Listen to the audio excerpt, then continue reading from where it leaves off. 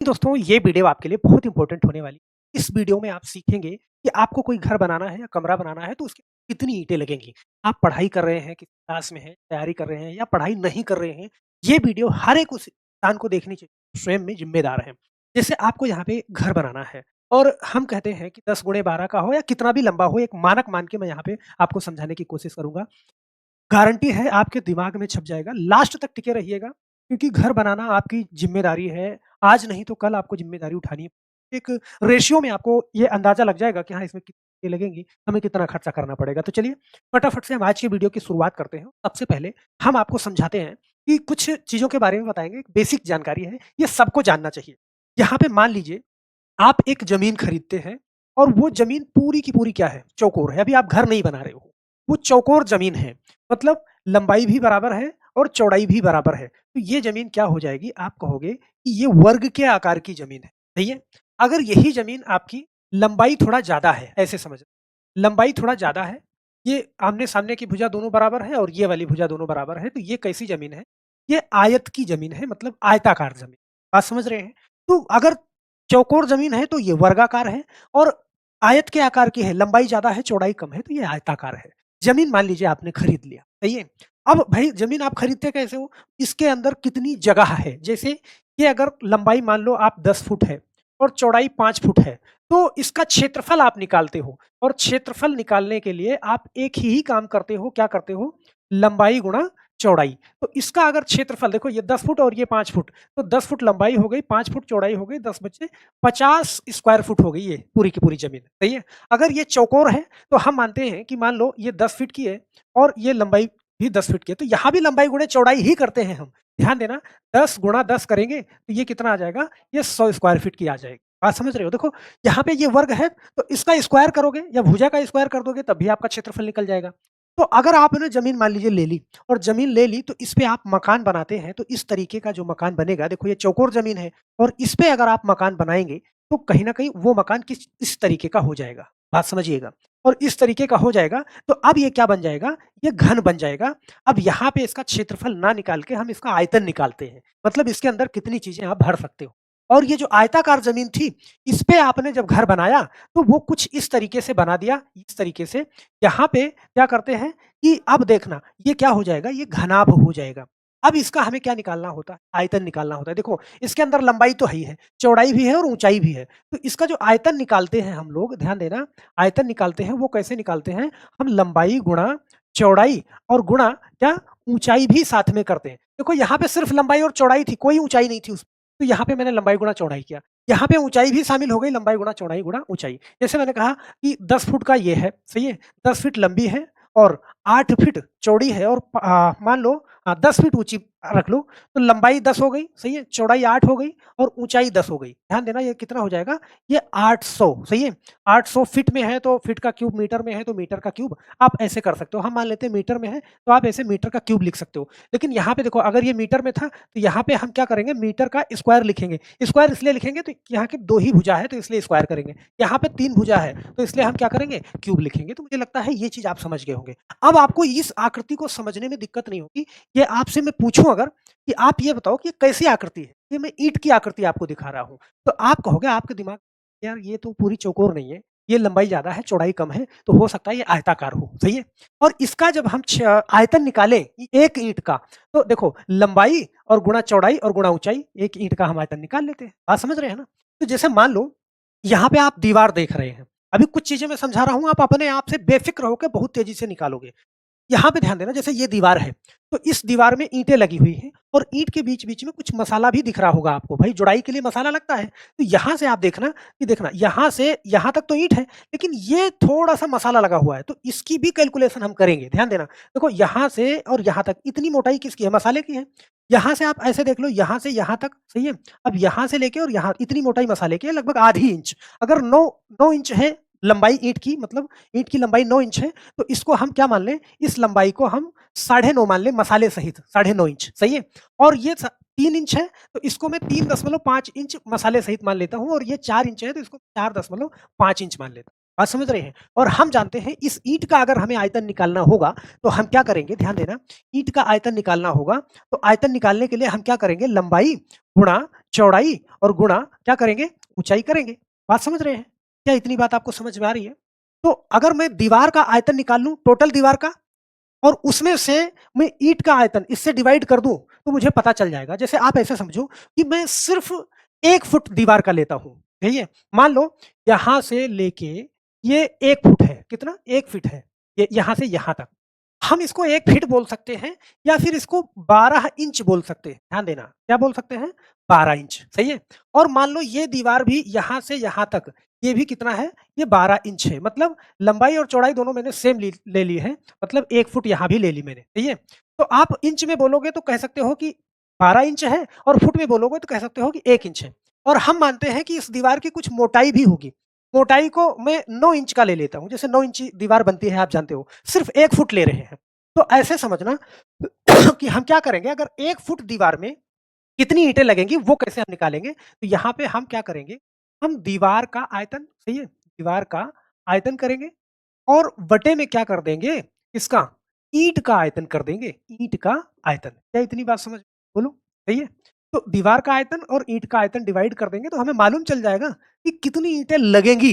बात समझ रहे हो? अब देखो दीवार का आयतन, भाई दीवार भी तो घनाभ के आकार की ही है। 1 फुट मैंने कहा कि लंबाई, 1 फुट चौड़ाई और 9 इंच की मोटाई, सही है? तो हम जानते हैं कि घनाभ का आयतन लंबाई गुणे चौड़ाई गुणे ऊंचाई होता है, सही है? तो देखो इसकी लंबाई ऐसी है, सही है? ऊंचाई 1 फुट है, लंबाई 1 फुट है और मोटाई कितना है? 9 इंच की, सही है? तो हम ऐसे कर लें कि देखो इंच में है, क्योंकि ईंट भी इंच में है तो हम सारा डाटा इंच में लिखते हैं। तो देखो लंबाई कितना हो गई हमारी? 12 इंच, बोलो, सही है? चौड़ाई कितना हो गई? आप कह सकते हो कि 9 इंच हो गई, सही है? और ऊंचाई कितनी हो गई? देखो ये लंबाई हो गई और ये ऊंचाई हो गई, तो ऊंचाई भी क्या है? 12 इंच है और मोटाई 9 इंच है, तो यहाँ पे मैंने 12 ले लिया। देखो ये लंबाई हो गई, ये चौड़ाई हो गई और ये ऊंचाई हो गई, सही है? और बटे में मैंने क्या किया? ईंट का आयतन। ईंट का मैंने कहा था कि मसाले सहित आप इसको 9.5 ले सकते हैं। ध्यान देना, ये वैल्यू एक रेशियो हम मानते हैं 9.5, और इसको क्या, ये 3.5 और ये 4.5, मतलब मसाले सहित आधी इंच मैंने लंबाई चौड़ाई ऊंचाई सब में बढ़ाया है, आधी। तो चलो यहाँ पे मैंने क्या करा, 9.5 ले लिया। 9.5 लंबाई, चौड़ाई कितना हो गई? 3.5 और ऊंचाई कितना हो गई यहाँ पे? 4.5। मतलब आगे पीछे डाटा कहीं भी होगा तो कोई दिक्कत नहीं, गुणा ही कर रहे हैं। अब यहाँ पे बड़े ध्यान से देखना, 12 गुणे 9 गुणे 12, देखो 12 का 12 में गुणा किया और 9 का गुणा किया, तो ये आएगा 1296, और बटे में ये कितना आएगा? 149.625 आएगा, सही है? और जब इसको हम इससे डिवाइड करेंगे, ये पूरा हो गया, दीवार का आयतन हो गया ये, और ये ईंट का आयतन हो गया। अब पूरे को हम डिवाइड करेंगे तो ये आएगा 8.66 ईंट आ जाएगा, सही है? मतलब कि 9 इंची दीवार में, 9 इंच की दीवार बना रहे हैं, 1 फुट लंबी और 1 फुट चौड़ी अगर हम दीवार बनाते हैं, तो उसमें 8 फुट 6 ईंट, ध्यान देना, 8.66 ईंट लगेगी 1 फीट में, सही है? मतलब 1 फीट लंबाई और 1 फीट चौड़ाई में, ध्यान देना इस चीज़ को। ये 9 इंच यहाँ पे हमने मोटाई कितना ली है? 9 इंच। अगर यहाँ पे मैं 4 इंच ले लेता, सही है? तो वो 4 इंच दीवार का निकल जाता कि 1 फीट में कितना लगेगा ईंट, सही है? तो 8.66 ईंट, यहाँ पे ध्यान रहे कि मैं ईंटों की गणना कर रहा हूँ, फिक्स नहीं। जैसे मसाले की मोटाई कहीं पे कम होगी, कहीं पे ज़्यादा होगी, आगे-पीछे। इसमें 10% का हम वेटेज भी लेके चलते हैं। तो यहाँ पे देखो 8.66 को हम क्या मान रहे हैं? हम 9 मान रहे हैं, सही है? कि 9, 1 फीट में 9 ईंट लगेगी हमारी। बात समझ रहे हैं ना? तो यहाँ पे आप ऐसे देखना कि मान लो आपको 10 बाई 12 का कमरा बनाना है, सही है? इस तरीके से। ये लंबाई जो है आपकी 10 फीट है और ये वाली, सही है? ये 12 फीट है, ऐसे समझना। अब इसमें क्या है कि आपको वो व्यावहारिक ज्ञान हम देने की कोशिश कर रहे हैं, वरना एग्ज़ैक्ट मैं निकाल के बताऊँगा, सही बता देता मैं, लेकिन आप भी निकाल लो, हर कोई व्यक्ति निकाल ले, ऐसा तरीका मैं निकालने की एप्रॉक्स वैल्यू। जैसे मान लो आपको 1866 ईंट निकली, सही है? लेकिन एक ट्रॉली के अंदर 2000 ईंट आती है, तो 1866 ईंट वहाँ से नहीं, आपको 2000 ईंट ही लेनी पड़ेगी। बात समझ रहे हैं? और कुछ उसमें काट-पीट होती है, तो एक एप्रॉक्स वैल्यू आपको वहाँ पे निकालनी होती है। तो इसलिए बहुत ज़्यादा कैलकुलेशन पे नहीं जाना। तो देखो 12 फुट ये है और 10 फुट ये है, तो इसका मतलब कि 10 बाई 12 का कमरा आप बना रहे हैं। बात समझ रहे हो? अब 10 बाई 12 का कमरा बना रहे हैं, तो इसमें क्या है कि देखो 4 दीवारें हैं। आपको दिख रहा होगा, एक दीवार ये, एक ये, एक ये, एक ये, मतलब चारों तरफ दीवारें हैं। तो हम जानते हैं कि सबसे पहले हम अगर निकाल लें क्या, कि चारों दीवारों का क्या? चारों दीवारों का क्षेत्रफल, समझ रहे हैं? हम चाहें तो चारों दीवारों को एक लंबाई पूरी जोड़ें, सही है? चारों दीवारों का क्षेत्रफल, सही है? आप ऐसे भी कर सकते हो कि पूरी लंबाई एक बार जोड़ो, सही है? पूरी लंबाई जोड़ करके लंबाई चौड़ाई, लेकिन एक साथ डायरेक्ट आप निकाल सकते हो। चारों दीवारों का आप क्षेत्रफल निकाल लो। चारों दीवारों का क्षेत्रफल होता है 2, ध्यान देना, लंबाई प्लस चौड़ाई और गुणे में क्या? ऊँचाई। और ध्यान देना इसको आप ऐसे भी बोल सकते हो कि परिमाप और गुणा ऊँचाई। परिमाप के साथ में देखो अगर मैं इतने की बात करूँ तो ये सिर्फ़ क्या होता है? परिमाप होता है। परिमाप का मतलब कि बाहर-बाहर की माप, सही है? और उसके अंदर ऊँचाई भी शामिल कर दो, तो वो चारों दीवारों का क्या हो जाता है? चारों दीवारों की का क्षेत्रफल हो जाता है, सही है? तो इतनी बात आपको समझ में आई होगी। अब यहाँ पे मैं चारों दीवारों का क्षेत्रफल ऐसे निकालता हूँ, ध्यान से समझना, कि ध्यान देना। देखो पहले मैंने 2 लिखा, सही है? लंबाई मान लो लंबाई ये 12 फीट है, तो 12 लिख दिया, सही है? प्लस चौड़ाई कितनी है? आप कहोगे सर 10 है, सही है? ऊँचाई कितनी है? ऊँचाई भी क्या है? 10, सही है? ऊँचाई भी 10 है, तो 10 मैंने लिख दिया यहाँ पे गुणा में, सही है? तो देखना 12 और 10 कितना? 22 और गुणा में ये आगे 2 है और 10 इधर है। तो ये टोटल हो जाएगा 22 दूना 44, ये 440 फीट निकलेगा, इस फीट स्क्वायर में निकलेगा, स्क्वायर फीट आएगा ये पूरा, लंबाई-चौड़ाई पूरा क्षेत्रफल निकल गया। ये चारों दीवारों का क्षेत्रफल है, सही है? और चारों दीवारों का क्षेत्रफल निकला है, तो इसके अंदर क्या है कि आप ऐसे समझना कि भाई जो ओपन एरिया है, दरवाजा, खिड़की, वो तो माइनस करोगे, सही है? तो मान लेते हैं, ऐसे समझना कि इसके अंदर 4 गुणा 4 की खिड़की लगी है। तो हम जानते हैं कि क्षेत्रफल निकालते हैं तो इस खिड़की का क्षेत्रफल क्या हो जाएगा? इसकी लंबाई 4 है और चौड़ाई 4 है, तो 4 गुणा 4, 4 चौके 16 हो जाएगा, 16 फुट ये हो गया। और 7 3 का लगा हुआ है दरवाजा, तो 7 गुणा 3 कर देंगे ऐसे, तो 7 त्रिक 21। ध्यान देना 21 दरवाजे का हो गया और 16 खिड़की का हो गया, ये टोटल हो गया कितना? 37 फीट। 37 फीट यहाँ से हम माइनस कर देंगे, ध्यान देना, ये खिड़की दरवाजा हो गया, या हम एक ये कह सकते हैं, ये ओपन एरिया है, सही है? मतलब इसके अंदर ओपन जगह है ये, तो ओपन एरिया को यहाँ से हम माइनस करेंगे कितना? 37 माइनस करेंगे, तो अब मेरे पास क्या बचा? 403 बचा। क्या इतनी बात समझ बोलो? तो 403 बच गया आपके पास, खिड़की दरवाजा मैंने हटा दिया, 403 अब बच गया। हम जान 403 स्क्वायर फीट बचा मेरे पास जगह टोटल, और 1 फीट के अंदर, यहाँ पे ध्यान देना, 1 फीट के अंदर कितना लगना है? आप ऐसे देखना कि 1 फीट के अंदर 9 ईंट लगनी है, सही है? 9 इंची की, सही है? 9 इंची की दीवार हमें बनानी है, तो 1 फीट के अंदर 9 ईंट लगनी है, तो यहाँ पे मैं 9 से गुणा करूँगा, ध्यान देना, 9 से गुणा करूँगा, तो 9 त्रिक 27 के 7, सही है? और ये 27, 9 चौका 36, मतलब 3627 ईंट लगेगी। कितना? 3627 ईंट। अब मैंने कहा देखो, सही तो ये है कि अभी आप इसमें करना चाहो तो ये आपने 4 पिलर दिए हैं, ये 4 पिलर। आप 9 बाई 9, 9 गुणा 9 के, सही, 9 बाई 9 और ऊँचाई 10, तो 1 फीट का 1 पिलर का आएगा लगभग 5.65, तो चारों पिलर का 22 फीट आएगा, सही है? साढ़े 22 फीट। साढ़े 22 फीट में हटा के वो कैलकुलेशन करता है, लेकिन यहाँ पे ध्यान देना कि यहाँ पे एक्स्ट्रा जो वेटेज है, 10% आपको वो भी लेके चलना पड़ता है। आप समझ रहे हैं बात को? यहाँ पे मैं एग्ज़ैक्ट वैल्यू नहीं, एक अनुमानित वैल्यू निकाल रहा हूँ। तो वो 10% वेटेज है, उसको भी लेके चलना पड़ता है। अब यहाँ पे मैंने क्या है कि इस देखो यहाँ पे तो ईंट लगेगी नहीं, सही है? ये पिलर लगेगा।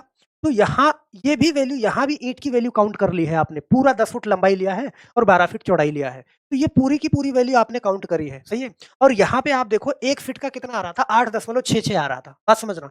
हमने 9 ईंट लिया है, तो यहाँ भी थोड़ा प्लस में ही लिया है और यहाँ भी थोड़ा-सा मैंने प्लस में ही लिया है, सही है? तो 3627 ईंट ये आ रही है, सही है? और अगर हम एग्ज़ैक्ट वैल्यू निकालें तो 10% वेटेज लेके चलते हैं, क्योंकि दीवार बनाने में कुछ ईंटें काटनी पड़ती हैं, वो खराब होती हैं। आप समझ रहे हो? तो एक अनुमान आपका निकल गया यहाँ पे 36-27 ईंट। अगर आपके यहाँ पे एक ट्रॉली में 2000 ईंटें आती हैं, सही है? तो आपको 2 ट्रॉली ईंटें लेनी पड़ेंगी, क्योंकि देखो 300-400 ईंट ज़्यादा ही लेनी पड़ेगी, क्योंकि ट्रॉली ही मिलती है। बात समझ रहे हो? तो लगभग 4000 ईंटें आपको मँगवानी पड़ेंगी। उस 4000 ईंटों में आपका पूरा का पूरा कंप्लीट हो जाएगा। अनुमान होता है, क्योंकि आप ईंटों को देखो, हर जगह का मानक अलग होता है। मैंने कहा कि यहाँ पे ईंट का मैंने क्या दिखाया था? मैंने दिखाया था कि 9 इंच ये, सही है? मैंने ये 9 इंच आपको दिखाया था, ये 3 इंच, ये 4 इंच। कहीं-कहीं पे ईंटें क्या होंगी, ये 9 के बजाय 9.5 हो सकती हैं, या फिर ये 3.5 हो सकती है, या ये 4.5 हो सकती है। तो अलग-अलग ईंट, जिस हिसाब से आपके यहाँ पे ईंटें होंगी, उस हिसाब से, लेकिन एक वैल्यू आपको यहाँ से मिल जाएगी कि हाँ, इससे जो है बहुत ज़्यादा या कम ज़्यादा आपका नहीं होगा, बहुत आराम से। अब क्या कर सकते हो आप, इसके अंदर 10% एक्स्ट्रा भी जोड़ सकते हो यहाँ पे, तो 10% इसके अंदर एक्स्ट्रा जोड़ोगे तो देखो 363 इसके अंदर जोड़ दोगे, सही है? तो 7 3 10 के शून्य हासिल 1, 6 2 8 39, सही है? 6 3 9 ये 3990। मैंने कहा कि 4000 के एप्रॉक्स ईंटें जो है इसमें पर्याप्त हो जाएँगी, क्योंकि यहाँ पे देखो ये एरिया मैंने एक्स्ट्रा लिया है, फिर 8.66 का 9 ये एरिया एक्स्ट्रा लिया है, तो 4000 ईंटों से ज़्यादा इसमें ये वाली ऐसे है। और यहाँ पे मैंने हाइट क्या ली है? 10 ली है। अब देखो आपका कम ज़्यादा होगा, कोई-कोई यहाँ पे मैंने 10 फीट हाइट लिया है ऊँचाई, कोई-कोई ज़्यादा लेता है, 11 फीट पे बनाता है, बात समझ रहे हैं? और जैसे 1 मंजिल 2 मंजिल बना हाइट बहुत ज़्यादा मैटर नहीं करती, कम ही करते हैं, सही है? तो यहाँ पे इस तरीके से। अब इसमें चाहो तो देखो 3990 है, इस 3990 में इन चारों पिलर का अगर बनाओगे ना, यहाँ से आप 270 फिर से माइनस करो, ऐसे समझ, ये हो जाएगा कितना? 37-20 तो अब ये फालतू की कैलकुलेशन करके फिर मुझे जाना वहीं है। देखो यहाँ पे 36 आया था ना और ये 3720 तो लगभग वो कैलकुलेशन सेम हो जाती है। तो ये कोई नहीं, ये तामझाम करने की कोई ज़रूरत आपको नहीं है कि इसमें फिर से ऐड करो या पिलर का घटाओ, ऐसा कुछ नहीं है। 10% एक्स्ट्रा पकड़ के ले चलो, कुछ नहीं है ऐसा। बस आप इतनी कैलकुलेशन कर लेना, एक एप्रॉक्स वैल्यू आपको यहाँ पे मिल जाएगी। वरना अगर ये कोई वो होता कि इसमें बहुत ज़्यादा एक-एक ईंट का काउंट का बहुत ज़्यादा वो होता, तो मैं एक-एक का एकदम फिक्स निकाल के आपको देता मेरे दोस्त, सही है? तो हम आशा करते हैं कि ये जानकारी आपको क्लियर होगी और समझ में भी आई होगी। और समझ में आई है ना, यहाँ पे एक बार मैं फिर से समझाता हूँ, यहाँ पे क्या करना है, आपको 1 फीट का सही है 9 इंच दीवार है, अगर 4 इंच है तो यहाँ पे 4 इंच रख देना। अभी वो लगभग एक देखो 9 ईंटें लग रही हैं 9 इंची की दीवार में, तो 4 इंची की दीवार बनाओगे ना, तो वहाँ पे इससे आधी हो जाएँगी, लगभग साढ़े 4 ईंट आएगी, सही है? तो इस तरीके से कर लीजिएगा आप बड़े आराम से। तो यहाँ पे ना आप क्या करना, मुझे एक सवाल का जवाब देना निकाल के, अगर पूरा वीडियो आपने अच्छे से देखा है तो क्या आया होगा कि 15 फीट लंबा और 10 फीट चौड़ा कमरा आपको बनाना है, सही है? उसके बाद 8 बाई 3 का उसमें दरवाज़ा लगा है, 5-4 साइज़ की खिड़की लगाई गई है। यदि कमरे के चारों दीवारें कितनी हैं? 4 इंची, 4 इंच की हैं इस बार। तो कमरे में कुल ईंटों का यहाँ पे ईंटों का प्रयोग होगा। तो आप बड़े आराम से निकाल के ये चीज़ बता सकते हैं। और यहाँ पे क्या करना है, देखो ये जो मैंने 9 इंची रखा है, यहाँ पे आप क्या कर देना 4 इंच रख देना। बहुत प्यार से आप इसको निकाल के नीचे मुझे कमेंट बॉक्स में आंसर ज़रूर करिएगा। अगर ये वीडियो आपको पसंद आई है तो लाइक करिएगा और आपको किस टॉपिक में वीडियो चाहिए, ये भी बता सकते हैं। बस मेरे दोस्त आज के लिए सिर्फ इतना ही, फिर मिलते हैं नेक्स्ट वीडियो में, तब तक सभी लोगों का बहुत-बहुत धन्यवाद। जय हिंद।